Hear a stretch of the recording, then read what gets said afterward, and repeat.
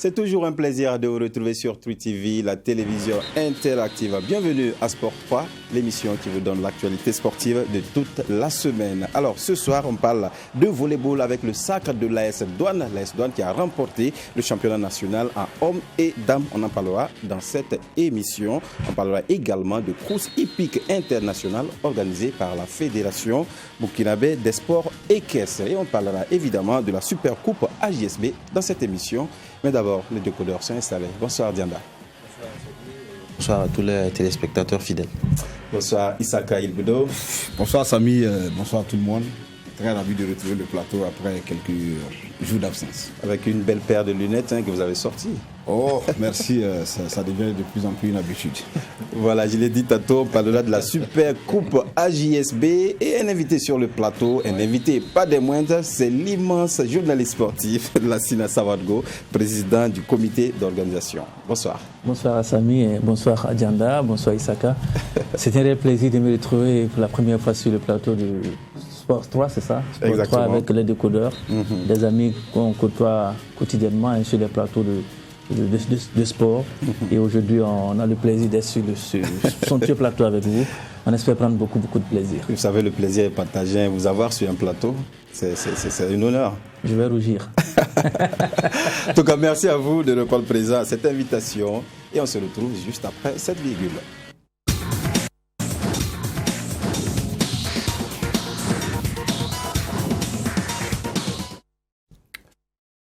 Commencer, on s'intéresse à Lassina Sawadgo, président du comité d'organisation de la Super Coupe AJSB Banfora 2021. Alors Lassina, d'abord, au sein de l'AJSB, comment vont les choses actuellement?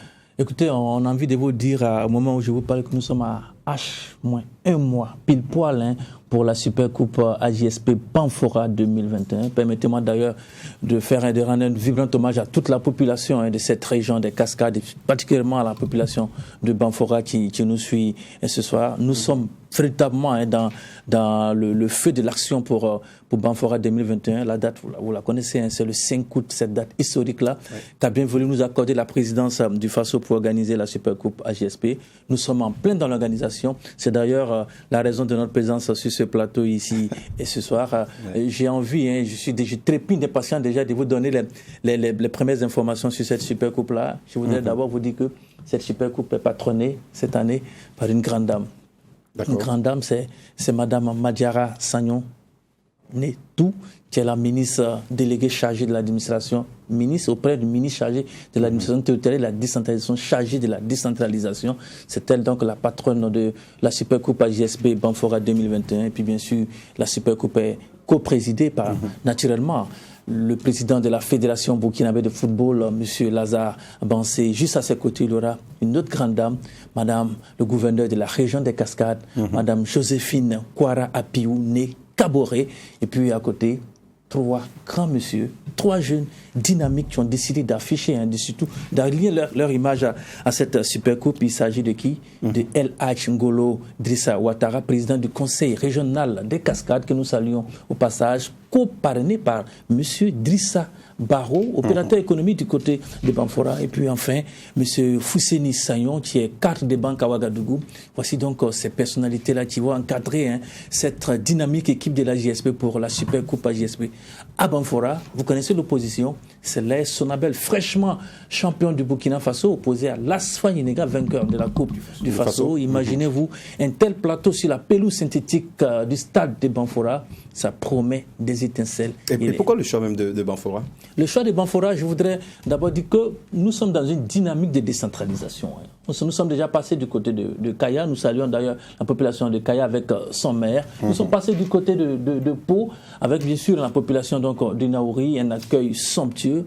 Vous vous rappelez encore de ce tweet du président du Faso au soir de cette finale pour féliciter la JSP pour la parfaite organisation de cette Super Coupe du côté de Pau. Nous sommes passés par Ouagadougou, nous sommes allés du côté de Bobo Dioulasso avec un succès monumental. Permettez-moi de dire un chaleureux bonsoir au premier magistrat de la mairie de Bobo Dioulasso, monsieur Sanou, bien sûr, qui est un partenaire institutionnel de la JSB.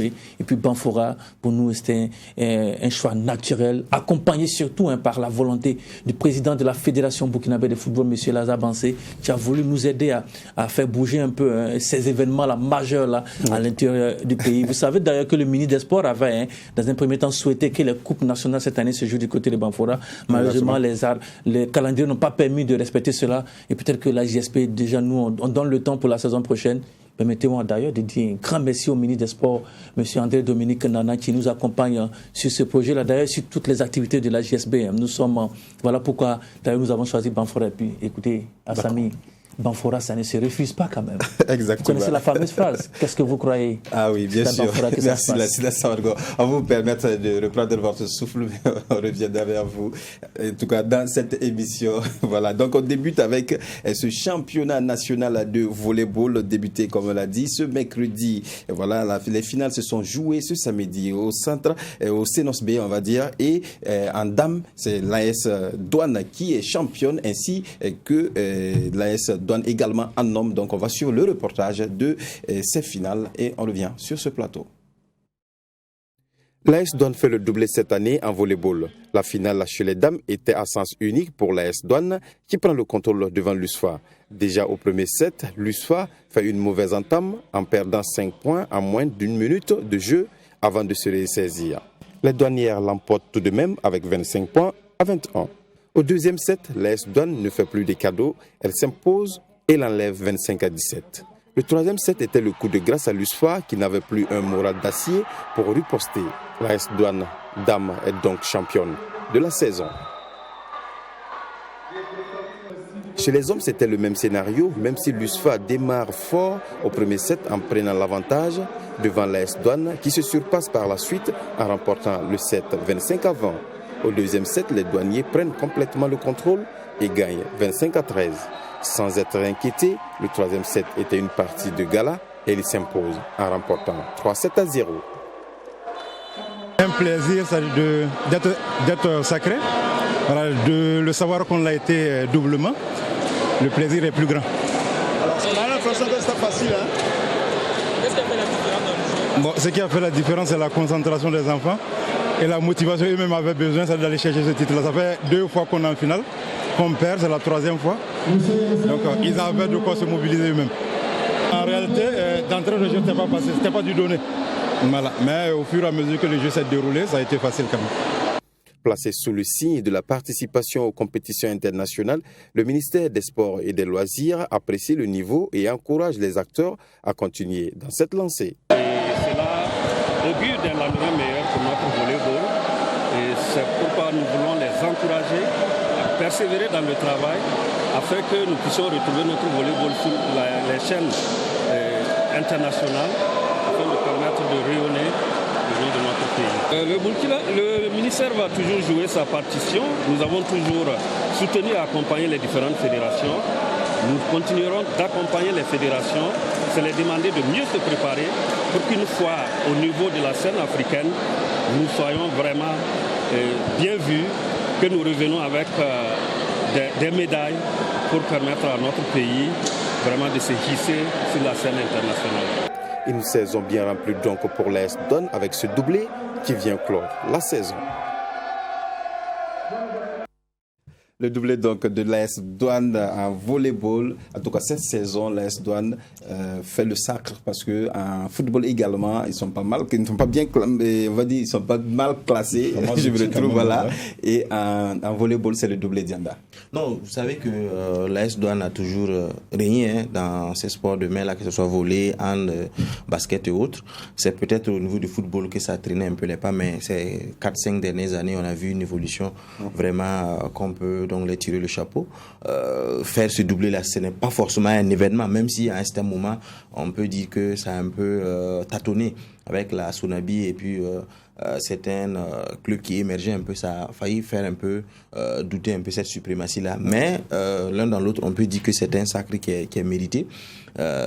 Bon, que dit, ce sont des sports également qui étaient des sports un peu je dirais où les gens frimaient un peu avec ça. Mais maintenant, les gens ont compris que ça peut nourrir également son nom et les clubs qui mettent beaucoup plus de moyens, beaucoup plus d'organisation arrivent donc à tirer leur épingle de jeu. Donc, c'est de les dire félicitations. Oui. On va passer la parole à Issa Krandi. Bonsoir à Ibé. Bonsoir à vous, Sabi, bonsoir à tous les téléspectateurs. Merci de nous rejoindre. Alors, Oui, peut-être je vais m'auto-donner un carton rouge au passage. C'est pas habituel, mais...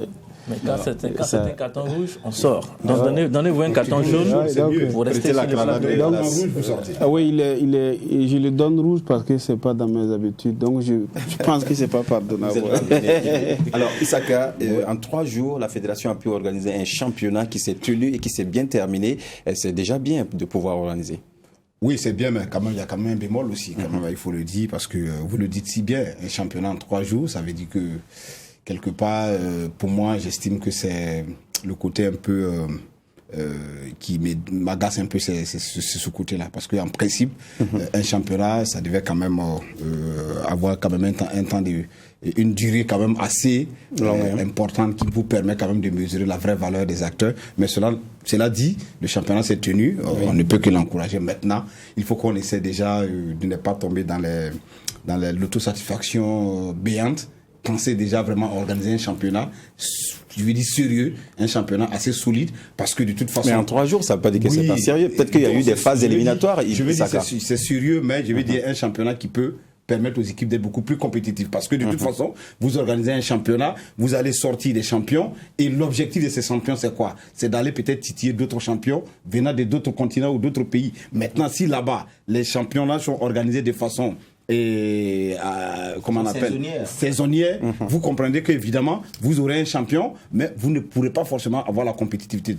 Voilà pourquoi j'ai dit il faut essayer d'améliorer ce volet, n'est pas seulement voir le fait que le championnat a eu lieu, c'est bien que ça ait lieu, parce que si ça n'a pas eu lieu, nous on va taper, parce que vous devez forcément organiser. Maintenant, essayer d'améliorer, c'est ce que je veux dire. D'accord, c'est bien compris, Isaka. Et la fédération qui place ce championnat sous les signes de la compétition à l'international, puisqu'ils envisagent en tout cas s'engager pour les compétitions internationales IB. Déjà, c'est une bonne idée, voilà, de se projeter à l'international.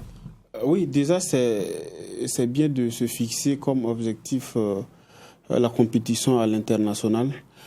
Mais comme Isaka l'a dit, il faut aussi renforcer la compétition en interne. Ça a été organisé, on peut le dire, pour le coup, ça a été une réussite. Au passage, bravo à l'AS Douanes, donc, qui est en train de signer un passage à force dans le paysage sportif burkinabé. Au niveau du football, ça a été quand même une saison presque pleine. Au niveau des autres disciplines, donc, ils sont en train d'émerger. Et moi, je voulais quand même saluer l'organisation à ce niveau-là. Et bravo donc à la fédération et tous les initiateurs donc, de ce championnat. Oui. Un mot là, par rapport au volet. J'avais une question d'abord avant de répondre. Vous avez dit que le championnat s'est déroulé en 3 jours. Oui. C'est le championnat, le début du championnat. Oui. Aujourd'hui, 3 jours après, c'est fini. Oui. On a clôturé. Exactement. Est-ce que vous pensez qu'on peut se réjouir de cela? Parce qu'il y a une comparaison qu'on peut faire facilement, c'est le handball. C'est un championnat depuis plusieurs années qui se déroule bien, sur une période bien donnée, et on voit la compétition qu'il y a derrière.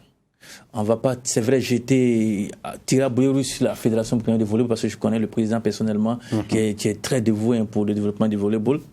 Je ne sais pas ce qui a fait que cette année, il y a eu autant de problèmes pour pouvoir jouer un championnat en 3 jours. Vous imaginez, vous préparez une équipe, vous payez des joueurs pendant toute l'année et ils n'ont que 3 jours pour jouer un championnat. Il peut être payé pendant 12 mois pour sortir un champion. Oui. C'est vrai que l'AS Douanes, d'ailleurs, je connais le président de la section, un jeune Samo, M. Taoué, que je félicite au passage. L'AS Douanes a gagné, c'est peut-être la logique qui a été respectée face à l'USFA. C'est un peu aussi le derby du côté du volleyball. Mais je pense qu'on peut faire mieux. On peut faire mieux pour donner plus de compétition aux garçons parce que vous avez parlé tout à l'heure de l'objectif à l'international. Le volleyball, jouer juste 3 jours pour pouvoir aller titiller les clubs de l'Afrique du Nord, ça ne serait pas facile. On essaiera de voir en tout cas ce que ça va donner, puisque le championnat a été tenu. On espère que ça va continuer. Alors, au sein de la GSB, également, on regarde ces compétitions-là également pour choisir un joueur AGSB. Ah oui. Le joueur AGSB, c'est typiquement football. Ça fait maintenant 3 saisons que le joueur AGSB se tient. Et d'ailleurs, on remercie les partenaires qui sont très, très accrochés à cette activité-là. Vous parlez maintenant des meilleurs joueurs par discipline qui doivent être récompensés lors de la nuit des champions en octobre. Tous ceux qui tiennent les championnats, bien sûr, vous savez, le baromètre de la GSB, c'est quoi? C'est la tenue du championnat. Les volleyball a tenu son championnat. On pourra donc choisir le meilleur voleur de la saison. entre les filles et les garçons, on trouvera un meilleur. On a vu aussi que même l'haltérophilie a tenu son championnat du côté de Bobo Dioulasso, on trouvera le meilleur. Le football a terminé, on trouvera aussi le meilleur. C'est vraiment, vous savez, hein, ça dure maintenant depuis une trentaine d'années que la JSP essaie d'apporter sa petite contribution à l'émergence du sport burkinabé. Je pense que les autorités nous le rendent très très bien à travers les différents soutiens qu'on nous apporte. C'est ça le plus important. Et aujourd'hui, contrairement à l'année dernière, on a eu beaucoup de soucis parce qu'il y avait le corona, on n'a pas pu donc organiser la nuit des champions. Cette année, on est parti pour organiser la nuit des champions. C'est la plus grande nuit de récompense des sportifs au Burkina Faso. Il ne faut pas l'oublier, hein, Samy. Et cette nuit-là, c'est la nuit à nous tous, journalistes. Et il faut véritablement dire aux partenaires, dire aux téléspectateurs que cette nuit-là, elle s'est vue souvent sur toutes les chaînes de télévision du Burkina Faso. Exactement. RTB, 3TV, BF1 et j'en passe. Et aujourd'hui, si nous sommes sur ce somptueux plateau de 3TV, on espère d'ailleurs que vous serez partenaire pour la Super Coupe AJSB à Banfora avec un direct sur 3TV, pourquoi pas. Bien sûr, la SINA, c'est possible, oui, puisqu'on y sera du côté de Banfora. Okay. Ah bon? Non, quand vous prenez l'engagement comme ça, je dis que vous prenez l'engagement devant les téléspectateurs et devant tout le monde. Donc, à un certain moment, c'est possible. Ah non, vous dites bien sûr. Oui, donc, ça dit qu'à partir de ce moment, une fois que l'engagement n'est pas tenu, c'est non. Moi, je voudrais vous rassurer. Je voudrais vous rassurer. On a de très bons rapports avec le PDG et le grand frère Chilbi. On a de très bons rapports avec le directeur général Yirmalef Frédéric Sommet. S'il n'y a pas de quoi, je pense qu'on devrait pouvoir s'entendre pour que et la Super Coupe AJSB et la nuit des champions, comme ça s'est passé déjà il y a de cela 2 ans, que les téléspectateurs de 3TV et la télé interactive soient branchés sur ces 2 événements. Alors moi je voudrais peut-être très rapidement, si tu me permets, je peux peut-être l'arracher quelques mots. En fait, moi je voudrais juste savoir, vous, président du comité d'organisation, vous dites que ça fait bientôt 30 ans que ça existe. C'est la 28e bientôt 30 ans. Ouais. Alors, pour l'édition de 2021 à Banfora, qu'est-ce qui va cristalliser en fait? Qu'est-ce qui va faire la différence? Le charme, c'est quoi? L'innovation majeure, c'est quoi? Qu'est-ce qui peut pousser le citoyen lambda à vouloir aller à Banfora pour suivre cette coupe AJSB si ce n'est pas ce qu'on a l'habitude de voir? Vous savez, moi, je vous offre un verre à la fin de cette émission parce que vous me posez une très belle question qui me permet de m'étaler sur le programme de cette super coupe. Vous savez, c'est un événement qu'on souhaite festif du côté de Banfora. Ça sera autour de 72 heures que nous serons du côté de Banfora. Il y a l'événement phare qui est l'affiche Super Coupe AJSP AS Sonabet Asfin Yenega. Mais il y a le match de gala déjà qui va opposer les journalistes sportifs que nous sommes à une équipe de Banfora en levée des rideaux. Il y a une cérémonie de plantation d'arbres qui sera présidée par le ministère de l'Environnement. On va planter des arbres autour du stade parce que vous savez, on a ce problème avec les stades. Les stades sont nus et c'est pas du tout intéressant. On a aussi prévu une virée touristique du côté de Banfora. Que serait Banfora sans ces cascades? Que serait la région sans les pics de Sindou? Sans le lac de Tengrela, on ira voir toutes ces attractions touristiques-là du côté de Banfora. Et vous savez, il y a quelque chose de très important à Banfora. Lorsque nous avons fait la visite préparatoire, le maire de Banfora nous promet de nous offrir la clé de Banfora. Et quand on offre la clé de Banfora dans une région où il y a des rogniers, dans une région sucrière en plus, vous savez ce que ça veut dire. Et au passage, je voudrais saluer le directeur général de la SN Socico, le grand frère Koné, qui bien sûr, monsieur le grand frère, on viendra vous voir parce que ce n'est pas possible que la Socico ne soit pas associée à cette activité. Payer la pub à la sortie. Non, bien sûr, pour terminer ce qu'il a dit, ce qu'il a dit, vous savez, la JSB a des partenaires officiels aujourd'hui. Le transporteur officiel qui nous amènera du côté de Banfora, c'est Raimo Transport à bord de ces cars Prestige. Nous sommes habillés par Tovio, l'habilleur officiel de la JSB. Vous connaissez l'assureur officiel de la JSB, c'est Sounou Assurance. Voici des partenaires comme ça qui nous accompagnent tout le temps. Et le rafraîchisseur officiel, c'est Yilma qui va nous rafraîchir tout au long du séjour et qui va rafraîchir les équipes du côté de Banfora. Puisqu'on va vous attendre à la sortie. Non, vous savez, ce n'est pas une question de... Moi, je pense qu'aujourd'hui, les téléspectateurs ont besoin de savoir ceux qui nous accompagnent. Et je pense que tout partenaire qui a envie de voir ses produits prospérer ne peut pas ne pas s'afficher avec la GSP. C'est là pourquoi la fédération, à travers son président, a souhaité que nous partions du côté de Banfora. Et c'est pourquoi d'ailleurs la ministre déléguée n'a pas hésité. Nous, je n'ai pas envoyé sa lettre ici, d'accord, mais elle a dit il serait difficile pour moi en tant qu'autorité de ne pas accompagner une telle activité. Et c'est pareil pour le président du conseil régional. C'est aussi la même chose pour le ministre de la Communication, le grand frère Tamboura, qui nous accompagne. Je voudrais aussi citer, bien sûr, le fonds, le grand frère Sanou du Fonds national, la promotion des sports et loisirs, que vous connaissez d'ailleurs, qui nous accompagne. Et puis le ministre de l'énergie, le frère Bachir Ismaël Ouedraogo, qui entend nous accompagner. Il y a des partenaires qu'on pourra citer si vous nous permettrez au fur et à mesure. Tout à fait. C'est difficile de vous arracher la parole, on la retire quand même. Oui, Isaka. Non, moi je suis très admiratif, très content quand même de recevoir le frère Lassina qui parle avec beaucoup d'enthousiasme, dextérité, parce que l'activité, elle nous appartient tous. Mais je voudrais peut-être, c'est une proposition, je ne dis pas qu'il n'en a pas parlé, il a fait une virgule, mais c'est effectivement Banfora, on ne peut pas parler de Banfora aujourd'hui et occulter le volet touristique. J'aurais peut-être souhaité qu'on essaie de voir peut-être du côté de l'Office national du développement du tourisme, peut-être pour voir est-ce que cette structure de l'État peut aussi s'associer à la JSP, parce que ça va permettre également de faire la promotion du tourisme au Burkina.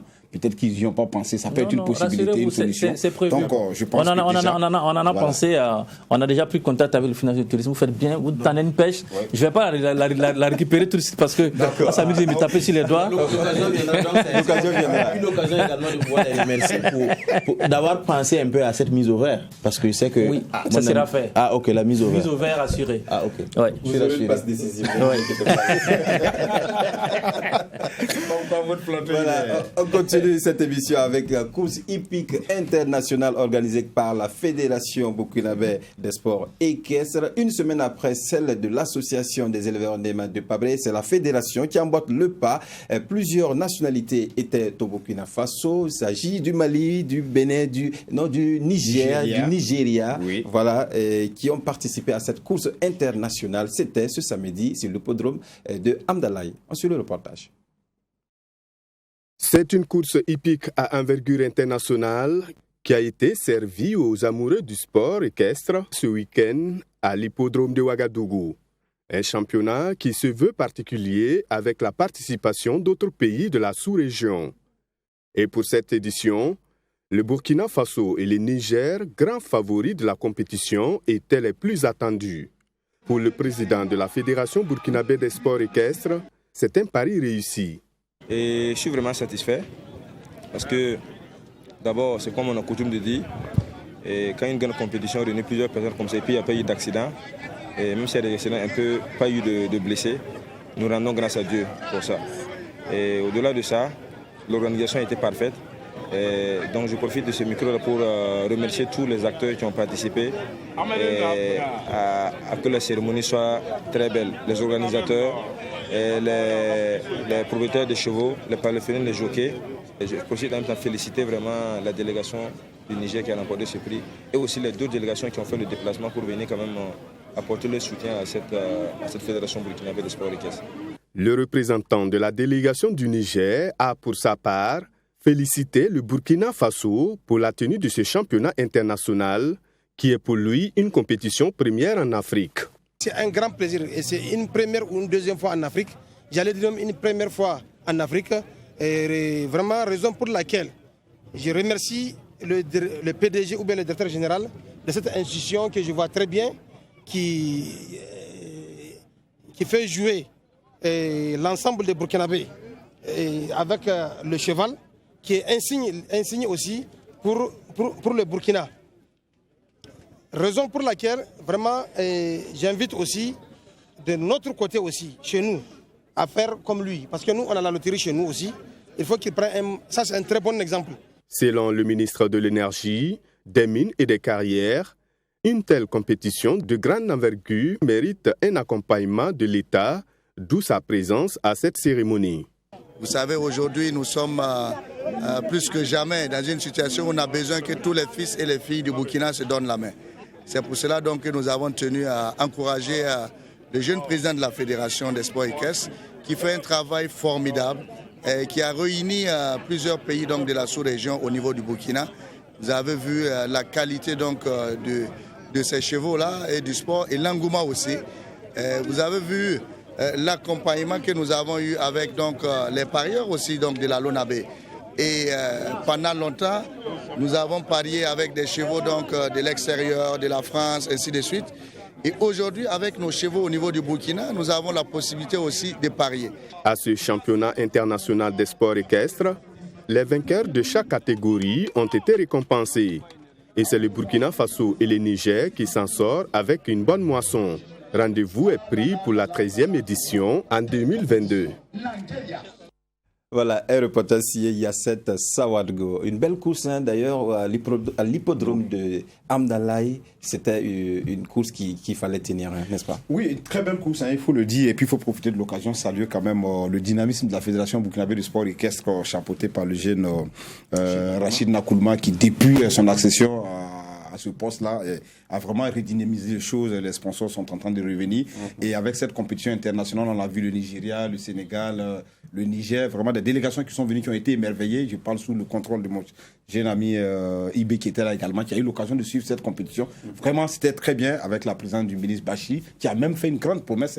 Vous vous rappelez, il a promis même d'électrifier l'hippodrome d'Amdalaï. Ça a reçu un tonnerre d'applaudissements parce que c'était un projet qui était là depuis des années. On attendait, il est venu, il a fait la promesse. Donc c'était déjà bien. Il a également promis de donner de l'électricité du côté de Pabré, comme quoi le sport équestre est en train de revivre vraiment ses lustres d'antan.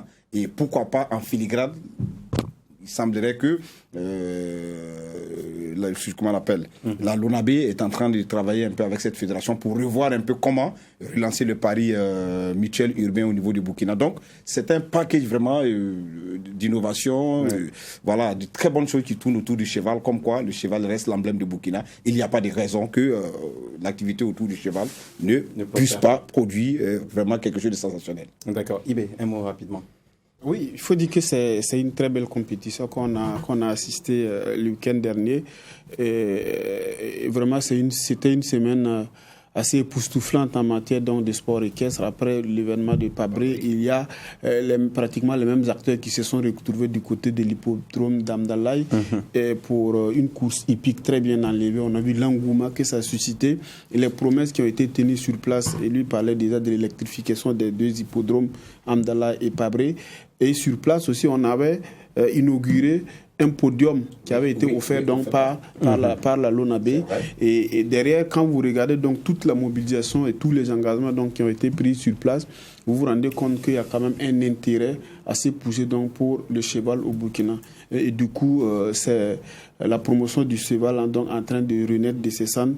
Et moi, je dirais bravo donc, à tous les acteurs donc, qui œuvrent dans ce sens. Oui, bravo à la fédération, bravo à l'association NEMA pour l'organisation, en tout cas régulière, de cette course internationale. Une course d'ailleurs qui s'organise chaque fin de mois, voilà, du côté de Amdalaï et de Pabré. Voilà, merci à tous, en tout cas, d'avoir donné votre point de vue par rapport à ces éléments. On parle de 11 types du Faso-Foot à présent, avec cette affiche, vous allez voir incessamment sur votre petit écran.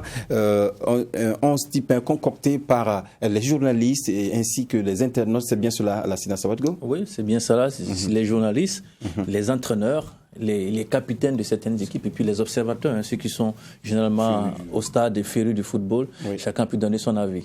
Voilà, on va voir ce 11 types, si la réalisation nous permet, pour montrer comment, en tout cas, ces joueurs-là sont arrivés. Voilà, dans les perches, on a Farid Ouedraogo, Yacouba Djiga en défense centrale avec Herman Nikiema. Il y a également sur le côté Daniel Ouedraogo, Michel Aouba d'abord, Daniel Ouedraogo. Voilà, Ismaïla Ouedraogo, Hippolyte Sani, Clément Pitroapa, Claver Tiendrebego, Assami Sansanda et Mohamed Lamine Ouattara. Voilà, donc un 4-4-2. Pourquoi vous avez choisi une tactique de 4-4-2 pour choisir vos éléments? Oui, vous savez qu'on était confronté à une situation, vous savez, c'est très rare cette année. On a eu un championnat avec des attaquants qui ont marqué leur territoire. Et du coup, il nous est difficile de rester dans le système classique utilisé, le 4-2-3-1, que les entraîneurs utilisent habituellement. On a voulu quand même faire la part belle aux attaquants. Vous savez qu'ils sont 3 pratiquement, et tu aurais pu donc postuler à ces 2 places-là. Voilà pourquoi on a préféré le 4-4-2 en losange. Sinon, avec les entraîneurs, on a discuté. Ils nous ont compris un peu dans notre philosophie. C'était à même pour pouvoir aligner au moins 2 attaquants qui cumulent plus de 20 buts dans ce championnat-là, dans ce système-là. Sinon, je pense que tout football a besoin de buts.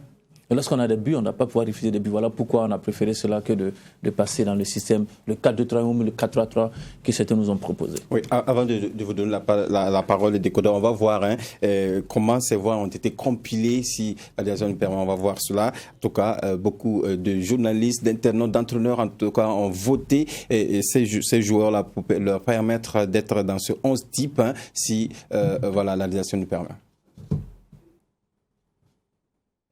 Donc on va continuer en attendant que on nous affiche les compiles de voix. Alors Isaka, 11 types pour vous. Est-ce que vous retrouvez le noyau, l'essentiel des joueurs qui ont en tout cas donné le meilleur d'eux-mêmes cette saison? Avant peut-être de répondre à cette question, je suis enthousiasmé. Je rêve par exemple de voir peut-être pourquoi pas cette équipe 11 qui a été concoctée par tous les observateurs, les journalistes, les fans et les aficionados de notre championnat livrer un match face à une équipe. Ça me donne vraiment l'envie de les voir. Mais quand tu regardes, effectivement, si tu es un furie de notre championnat, il n'y avait pas mieux que... C'est vrai, toute œuvre humaine, on me dira que tel n'a pas été sélectionné, mais de toute façon, on a dit 11 types. Oui. 11 types. Nous avons 18 équipes en championnat et chaque équipe a minimum 30 joueurs. Donc, calculer le nombre de joueurs qui participent au championnat, c'est pas moins de 500 à 600 joueurs. Donc, choisir 11... Vous comprendrez que c'est une tâche assez difficile. Mais le travail que la Sénat et toute son équipe ont fait, c'est un travail scientifique. J'ai suivi un peu les techniques, les items qui ont été utilisés pour pouvoir sortir ce 11-là. Donc moi, je ne peux que féliciter. Je pense que c'est la crème, de façon générale, de ceux qui se sont vraiment illustrés, se sont vraiment bien comportés dans le championnat. Donc moi, personnellement, pour vous, ça peut aller. Me retrouve dans ce 11 type. Parce que quelque chose qui est très important, que nous avions il y a quelques années essayé d'expérimenter aussi, c'est permettre aux internautes de pouvoir avoir un œil sur ces acteurs. Parce qu'effectivement, il ne faut pas les oublier. Aujourd'hui, football, éthique, on ne peut pas les dissocier. Et là, les journalistes, les internautes, tout le monde y a participé. Je pense que c'est bon. Avant que la direction nous montre en tout cas. Votre ami Salif...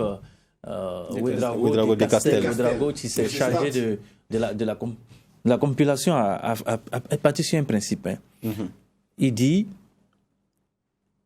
une voix est égale à 4 points. Oui. Et du coup, on a trouvé Farid avec 68 points.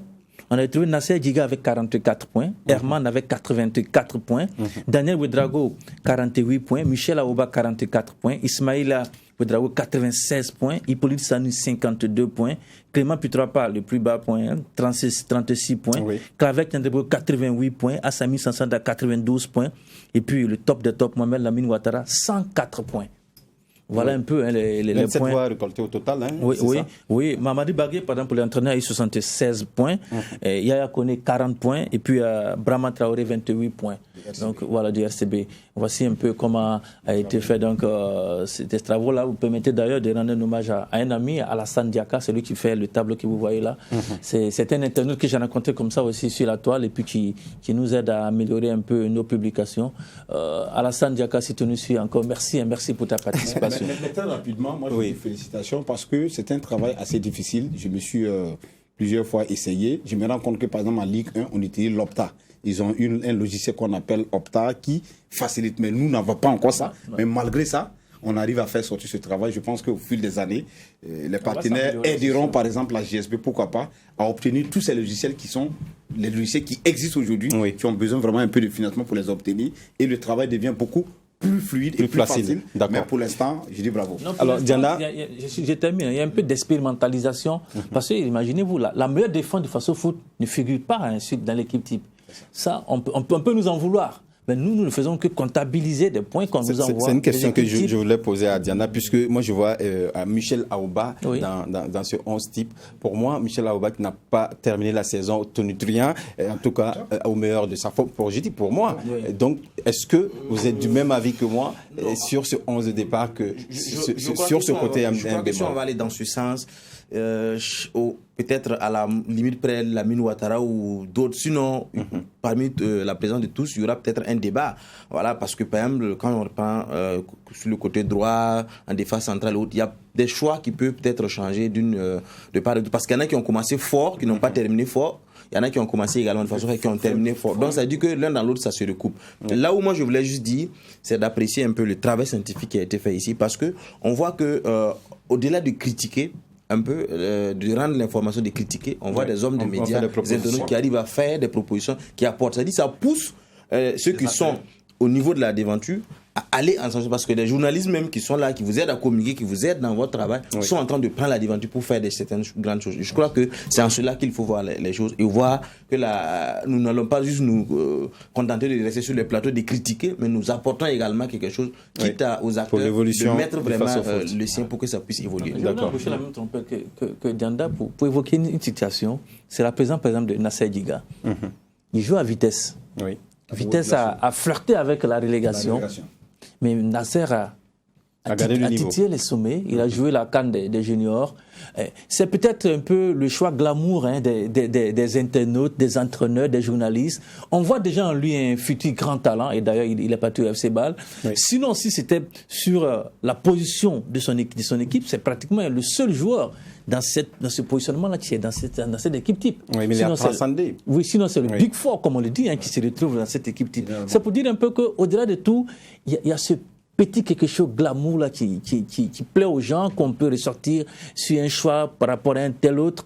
Et je pense que c'est tout ça aussi qui fait le charme du football. Voilà pourquoi peut-être qu'on en voulait à Koro d'avoir choisi qui là, son joueur fétiche.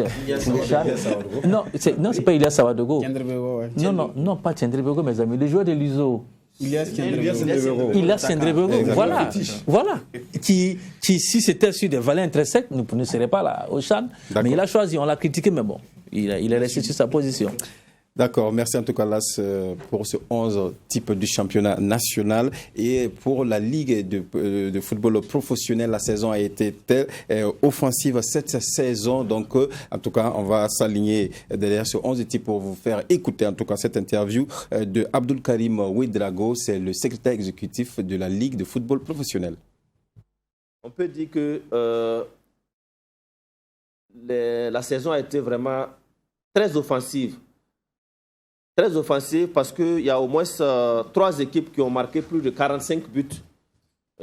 Donc, le troisième même, du championnat dépasse le premier du championnat de la saison 2018-2019. Donc, ça veut dire qu'il y a eu en tout cas beaucoup d'offensives. Alors, si on prend les goals individuels, nous avons le meilleur buteur, c'est Assami Sansan Da avec 22 réalisations, suivi par Mohamed Lamine avec 21 réalisations. Abdul Karim Ouedraogo, secrétaire exécutif de la Ligue professionnelle de football. Une saison offensive, IB, est-ce que, voilà, pour vous, cette saison également était offensive, même si, en tout cas, vous avez vu qu'il y a eu une bataille au niveau des meilleurs buteurs? Oui, absolument, puisque c'est la structure chargée donc d'annoncer les chiffres, donc il est dit officiellement. Donc, on ne peut pas dire autrement. Effectivement, il y a les chiffres aussi qui l'attestent. Vous voyez Assami Sansanda qui est meilleur buteur avec 22 buts. On dirait que ça s'est étalé sur 34 journées, mais quand même 22 buts, c'est assez rare pour être signalé donc dans notre championnat. Pour voir 22 buts dans le championnat, il faut repartir dans les années 86, je crois, avec Ousmane Zungrana de la SFB en son temps. Sinon, on recherchera en vain dans les parades un joueur donc, qui avait pu réaliser donc, une telle prouesse. Et du coup, il y a Mohamed Lamine Ouattara qui, malgré donc, son refus de tirer les pénaltys, s'est quand même offert plus d'une vingtaine de buts. Oui. Ça dit à quel point donc le championnat a été attractif et la concurrence a été rude au sommet. C'est vrai qu'Olivier Boissy, lui, il a maintenu la cadence jusqu'à un moment donné avant donc de décrocher, puisque lui, il a connu une fin de saison quand même assez poussive avec, à l'image de son équipe Salitas. Oui. Mais dans l'ensemble, c'était quand même des équipes qui se sont lâchées. On n'est plus dans ce schéma où les équipes défendent leur camp. Les équipes ont proposé des solutions avec une nouvelle race d'entraîneurs donc dans notre façon foot qui propose beaucoup de choses. C'est pour cela qu'au niveau donc de la qualité du jeu, on est allé même au-delà. Ça s'est ressenti au niveau même des chiffres des téléspectateurs, donc avec une hausse. Donc du coup, c'est pour dire que la qualité donc de notre championnat est donc en train de gagner en galon. On a parlé aussi des arbitres à cette conférence de presse, des arbitres qui ont monté un peu le niveau, même si la note est toujours de 8. Le pourcentage, en tout cas, montre que les arbitres ont haussé le niveau. Non, moi, je pense que c'est un corps assez particulier dans le milieu du football. Et moi, je voulais vraiment rendre hommage à ce corps. Parce que le plus souvent, on a tendance à tirer à boulet rouge sur ces hommes en noir. Ben, imaginez un football sans arbitre. Ce n'est pas possible. Donc moi je pense que les erreurs ont toujours existé dans le football. Je n'encourage pas les erreurs. Il faut travailler vraiment à les minimiser. Voilà pourquoi aujourd'hui l'Europe est venue avec de nouvelles technologies pour pouvoir minimiser au maximum. Mais malgré ça, on a par moments des petites erreurs qui s'infiltrent dans le football. Et c'est tout ça là qui fait qu'il y a un débat, qu'il y a des débats. Il y a des grains à moudre autour du football. S'il est tamisé jusqu'à ce qu'il n'y a plus quelque chose à dire, vous allez vous rendre compte qu'on tombera vraiment dans la lassitude. Donc, c'est pour dire que ces hommes en noir, il faut les féliciter. Je dis, au Burkina, aujourd'hui, vous constaterez que c'est ceux qui se jettent dans ce corps commencent à se faire un peu rare. Donc, il faut faire très attention. Il ne faut pas toujours voir ces hommes en noir, des personnes qui sont contre tel, parce que nous attendons ça souvent dans les stades. Tel arbitre est contre notre équipe. J'ai dit, aucun arbitre n'est contre quelqu'un. Aucun arbitre ne veut le mal d'une équipe. Ça peut arriver qu'on fasse des erreurs, mais plutôt, il faut encourager. Maintenant, quand il y a des erreurs criardes, on peut aussi les critiquer, mais il ne faut pas toujours voir le diable un peu partout. Ça va amener à décourager peut-être certains jeunes qui voudraient embrasser cette carrière. Parce que si on ne prend garde, si on ne prend garde et qu'on continue sur cette lancée, il va arriver un moment où les étalons au niveau des arbitres risquent de se faire rares et ce n'est pas bon pour le bonheur de notre pays. Donc, moi j'ai dit, encourageons. La note, elle est 8. Peut-être que l'année prochaine, elle viendra à 9. Il faut toujours continuer de travailler. Il faut toujours continuer de travailler. Oui, en fait, par rapport à la question de l'arbitrage, je me suis fait à un moment donné incompris dans une de nos émissions et puis ça crée un peu la bruit. Mais moi je reste convaincu que dans tout ce qui gravite autour de notre football, c'est l'un des corps de métier où les gars reçoivent quand même des formations suffisamment spécifiques. Parce qu'on ne peut pas se retrouver arbitre par hasard, sans formation. Parce qu'il faut d'abord passer, donc, gravier donc, des échelons, passer par district, ligue, arbitre fédéral et arbitre international et tout ça. Et vous regardez la progression des arbitres, il y a 3 à 4 saisons, ils étaient à 7,89. L'année qui a découlé, il y a 2 saisons, l'année où Raïmo était ça, ils ont eu 8,11 et cette année ils sont à 8, et paradoxalement la grogne est en train donc de monter contre les arbitres, comme quoi ils ne savent pas faire lettre. Et moi je me suis quand même permis ces questionnements-là. Est-ce que ce n'est pas les gens qui ne sont pas en phase avec les lois du jeu? Exactement. Moi je me suis toujours posé cette question et aujourd'hui avec cette note j'arrive à la conclusion que il reste quand même beaucoup d'efforts au niveau donc, de l'opinion publique. Il y a aussi les enjeux qui peuvent faire en sorte que les gens peuvent monter le débat. La passion prend le dessus. Les gens montent le débat et avec moins d'objectivité. Parce que quand vous regardez le cheminement de notre championnat cette année, à un moment donné, vous avez l'AS Sonabel qui pense qu'on est en train de favoriser Salitas. Salitas qui pense qu'on est en train de donner beaucoup de pénaltys à l'AS Douane. Et l'AS Douane qui pense qu'on est en train de... Donc, on s'est retrouvé dans un consortium d'interprétations erronées. Oui. Et du coup, tout ça retombe sur les arbitres. Et la conclusion, on a eu la violence malheureuse j'oublie son nom déjà, et qui nous a conduit à cette situation où les arbitres avaient bloqué le championnat.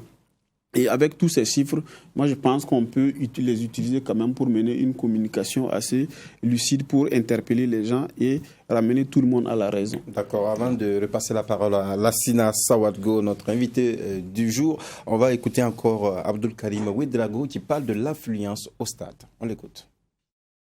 Cette saison, nous avons enregistré 462 370 spectateurs. 462 370 spectateurs, soit une moyenne de 1511 spectateurs par match et 13 599 spectateurs par journée. Alors, si je dis spectateurs, chez nous, c'est les gens qui ont payé effectivement leur billet pour entrer au stade. Sinon, si on prend la présence des gens qui sont effectivement au stade, ça dépasse largement parce que vous savez qu'il y a beaucoup de gens qui rentrent au stade et qui ne payent pas les tickets. Il y a nos partenaires de la presse qui sont là. Il y a d'autres partenaires et d'autres personnes qui rentrent quand même sur le terrain et puis on n'arrive pas à prendre quelque chose. Alors par rapport aux recettes, on a encaissé 63 524 900 francs. Par rapport aux entrées au stade, soit une moyenne de 207 597 par match et 1 868 379 par journée. Voilà, de l'affluence au stade cette année également. Ça veut dire que le championnat cette année, au-delà du niveau même qui a été très élevé, il y a aussi des supporters qui sont venus au stade, comme quoi il faut jouer bien au football pour pouvoir attirer les supporters au stade. Dianda. C'est vrai que le niveau a pesé pour quelque chose parce que dès le début du championnat, on a vu un peu que c'était un peu enlevé et tout, et ça contribuait à vraiment motiver un peu beaucoup de spectateurs dans les gradins. Il y a également toute cette communication, je le disais tantôt un peu, ce qui a été fait, pas parce que je suis un peu du corps que j'essaie donc de jeter un peu des fleurs, mais il faut dire également que la communication avec les médias classiques est montée crescendo.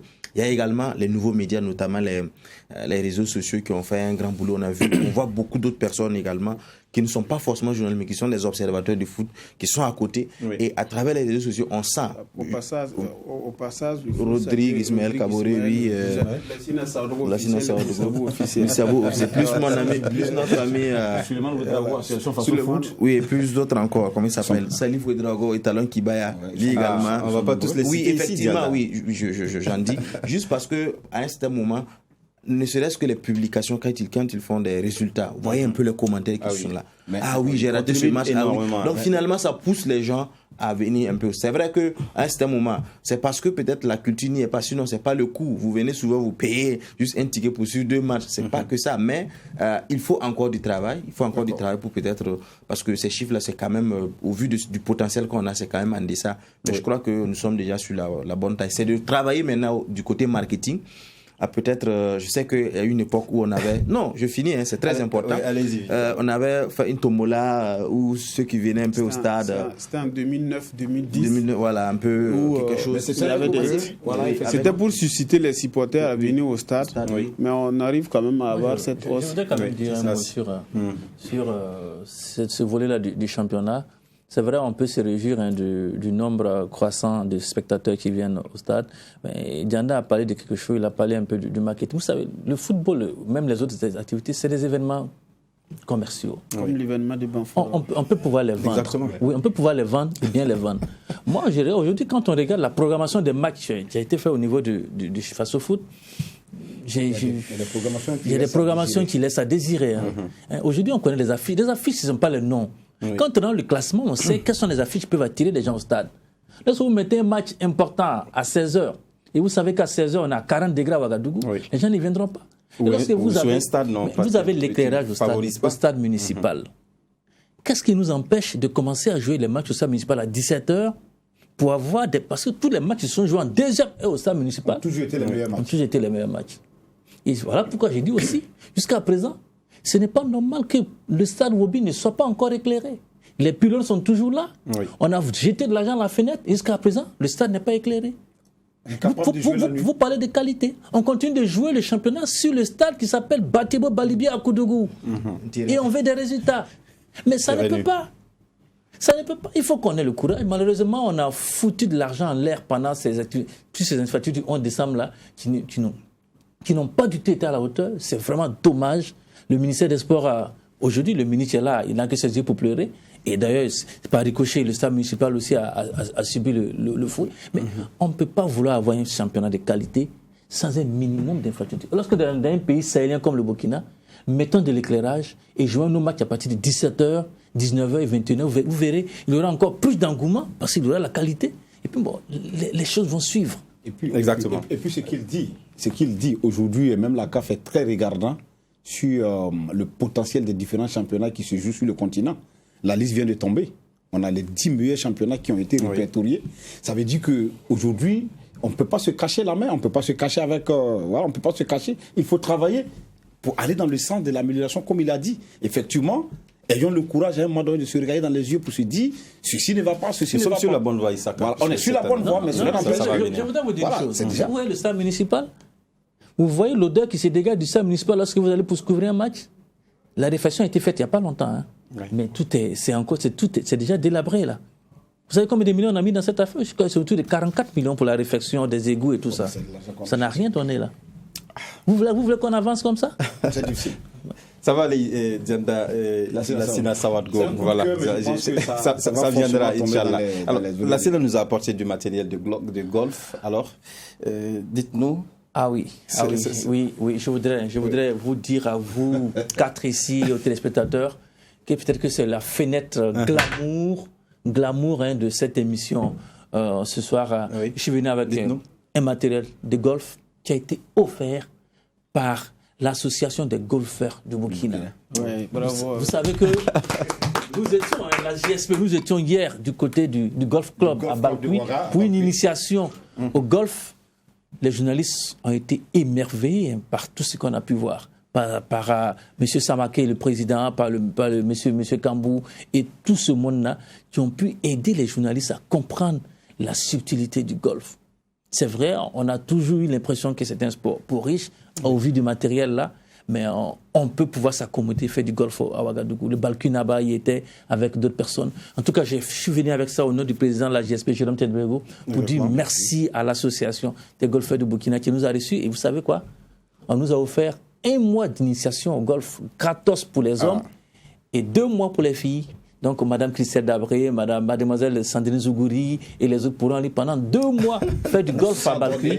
Et Danda, Isaka et Ibé, on pourra aller pendant 1 mois faire du golf du côté de Balkoui. D'accord. Chaussez vos crampons, vous savez comment ça se fait. Polo, jean, casquette bien assortie, et on ira faire du golf. Vraiment, merci encore à M. Samaké et à toute l'équipe. Voilà, merci Lassina. Et nous sommes à la fin de l'émission en tout cas, et c'est la Super Coupe AJSP qui est en vue actuellement. C'est le 5 août prochain du côté de Banfora. Pour vous en tout cas, l'organisation c'est des roulettes. Et il reste quoi à finaliser chez vous? Il reste à mettre les petits plats dans les glands. Vous savez qu'au fur et à mesure qu'on avance, il y a des partenaires qui viennent associer leur image à cet événement. Je vais saluer peut-être qu'on est en train de vouloir tenter une expérience avec la coupe qui va aller par Sarada du côté grâce à Sarada, par voie spéciale du côté de Banfora. Permettez-moi de dire merci aussi à la Sonabel quand même. Sonabel entreprise et puis Sonabel club, bien sûr, qui est là. Il y a Coris Bank, il y a la CNSS, il y a le fonds, j'avais cité le fonds tout à l'heure avec vous avez cité plein de structures et la SINA. On vous a beaucoup permis là. Un bonsoir spécial à un monsieur qui s'appelle Herbé Kabore. Vous savez de qui il s'agit?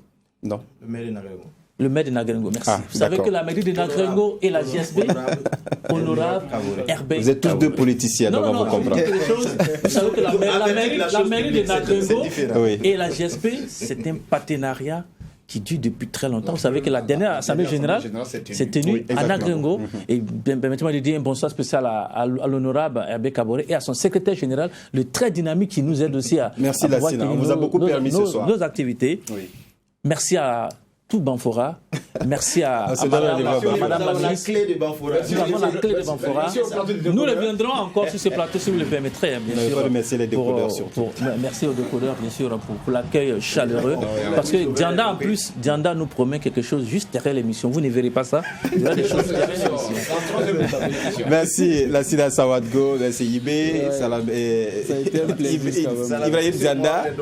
Voilà, la Ligue régionale des cascades. D'accord, merci. Merci, je me suis. On a fini la fois aujourd'hui. Voilà. Non, de toute façon, on aura l'occasion de revenir. Voilà, merci à l'équipe de réalisation autour de Césaire Kafando. On se retrouve vendredi avec une autre émission. D'ici là, portez-vous bien. Au revoir.